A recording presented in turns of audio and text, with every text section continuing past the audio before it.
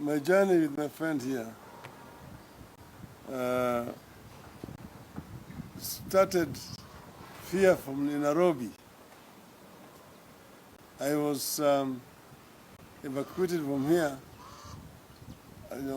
following first an attack by some goons who had been hired and they were following me. They attacked me in front of my house. And I was admitted at Nairobi Hospital following that attack.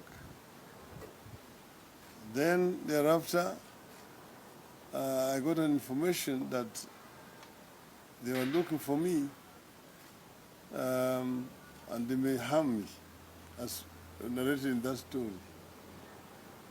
So I took off. I was evacuated from here by through the grace of the Catholic Church. One father, Father Marco Pio, and a Catholic nun, Sister Diane, from the United States. They took me on that journey. Early in the morning, the father was wearing a collar, and the sister was wearing white, and myself was being carried also with a collar, and my name was Father Augustine from Machakos. That's how the name had been given. We passed through all these roadblocks from Nairobi all the way to Kisumu, where we arrived, and I was taken to the Catholic mission up on the hill. Again, introduced there as Father Augustine. After a meal in the evening, I was transferred to another mission called Rangala Mission in Ugenya. And from there, I was taken home and kept in a house where nobody knew I was present. Then I was taken from there late in the afternoon to the beach, one of the deserted beaches of Bondo, called Sirongo Beach. From Sirongo, I boarded a makeshift boat. She was being paddled to an island called Dede Island. It's on Dede Island where I met Robert and the team. The guy who had organized this mission was called Hezron Orori. It's late now. And there were some Ugandans who were available, who had come by. These were businessmen. They were bringing timber and so on to Kenya, and then going back with the, manufactured products. They would take clothes, they would take sugar, they would take mattresses and so on. So these are the people who now gave us a ride. And we were in that boat with my friend. I've never met him since that time up to today. And we traveled on that DG. It was night, so they were navigating using the moon and the stars. And we were traveling parallel to the shores until we passed what they call the Margate Island. And we sailed until we saw a boat which was moored in the lake. And we were told that was a Ugandan boat. So we're now in Ugandan waters. Because if you had been arrested on this side of Kenya, you'll be taken back. So after that, it started raining very heavily. And it was just an open boat. It was raining on us, and there was a sick woman we were carrying in the boat. So I took out my jacket I was wearing and I went and covered this sick lady. And we went like that until these guys, in that darkness, they managed to steer the boat right to the beach. It was about 20-mile long island, but they knew exactly where to dock. And we came out with the boat. We went up almost like a cliff to the village, and then settled in the village for a night. We were well received, and we spent the rest of the, we had arrived there around 3 a.m. in the morning. And we spent the rest of the night there. In the morning, we walked around the island. These guys set out to go and get me Ugandan papers. So they eventually got me Ugandan papers. And from here, in the late afternoon, we set sail again. This time my name was changed to Joseph Ojiwa Wadea. That's how we now travel from this island. And as we were moving again in the lake, it started raining again. We went on to another island where we found one person living alone on that island with his family. It's a Kenyan, a relative of the late Robert Ouko at that time. He welcomed us, gave us shelter and comfort until it stopped raining. Then we continued our journey until we arrived at our destination, which was we docked at a shore parallel to Ugandan town called Iganga. So we spent the rest of the night. We arrived there after 2 a.m. And the following morning, we went to Iganga, took a taxi, drove me up to Jinja. We changed into another taxi, and at the entrance to Owen Falls Bridge, we found a roadblock, and they were expecting identification.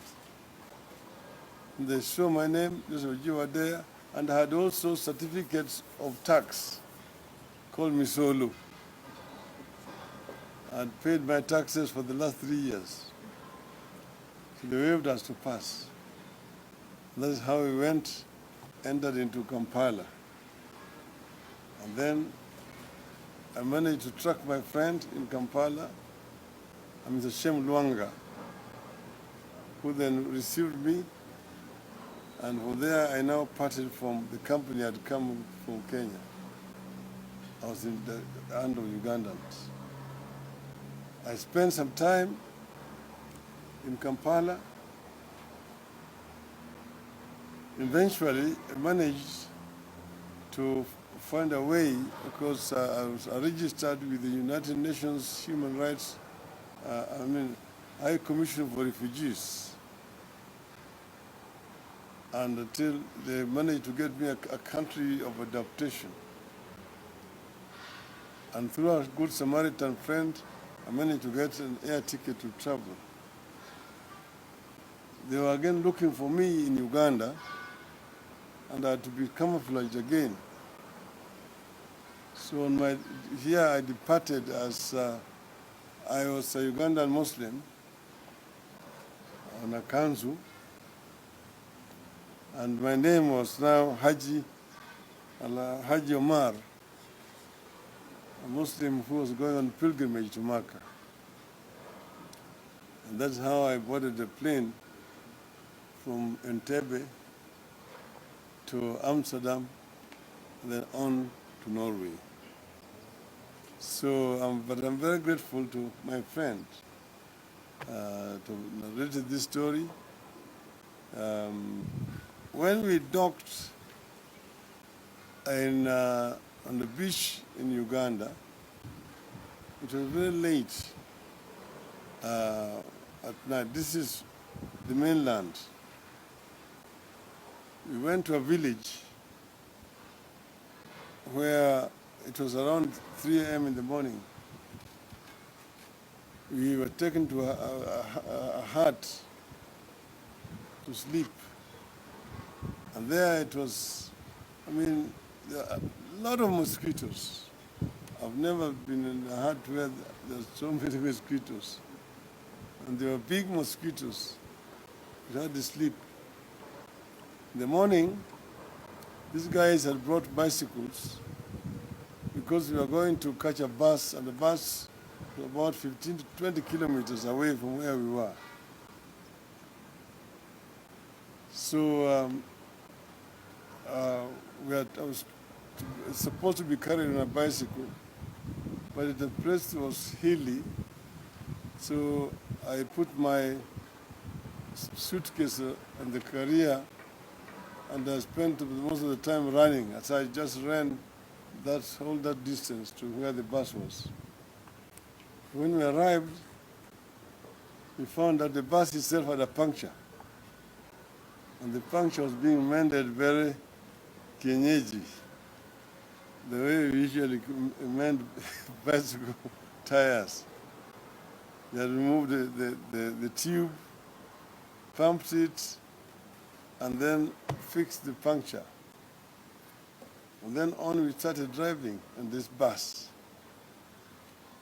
I was sitting in front next to the driver, and the radiator was not far away from me.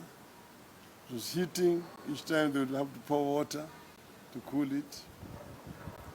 In those days, Uganda was busy reconstructing the roads. And it had rained, and it was fairly muddy. So we reached a place where there was a lot of mud. There was a diversion through the bush, and the bus diverted, but in the process we got stuck in the mud. So we had to come out to push this bus for nearly 1 hour. We managed to get out of the mud, and then to now travel to Iganga. We arrived in Iganga, and that's where we found the taxi, which took us to Jinja, and then on Jinja on to Kampala. So I'm just narrating this story to complete what my friend had already said to the media there. But this is just a story about so many other stories that can be told by the people who have participated in the struggle for change in this country. This journey has been long and has been fraught with a lot of difficulties. When I arrived in Norway, I was adopted there. Eventually, I was given an office by NORAD, and I opened up now Ford external office, because by that time we had started Ford, and the leaders here could not speak internationally. So I'm the one who used to talk on behalf of the Ford movement outside there, explain our story as Kenya, the kind of struggle we are engaged in this country, the kind of international support that we required. So whenever they were doing some interviews, they would get the then U.S. ambassador to Kenya, Mr. Hemston here. They would get the Minister for Foreign Affairs here, and myself from Oslo, Norway, talking to BBC or to the VOA on the issues in Kenya. And when eventually our Kamkunji rally, which was the reason why I was being hunted, the day that when it was supposed to take place, you will have seen those photographs of our people behind the trucks, Shikuku, Orengo, and so on. Again, I am the one who drew the international attention to what was happening there and confirmed the stories that were going on there. So through there, we were able to mobilize a lot of support for our struggle here in the country, struggle for change. And as you know, that rally is what eventually moved KANU to repeal Section 2A, or Article 2A of our Constitution, and allow for formation of political parties. So all those people took risks. Everybody took a risk in this country. It was not something that came easily. There are those who will be talking a lot this today. They were there, they were grown-ups, but they were nowhere at that particular time. If they were there, they were on the opposite side of history. But I really want to take the opportunity to hail and congratulate those Kenyan patriots who paid very heavy price so that Kenya could be a democracy.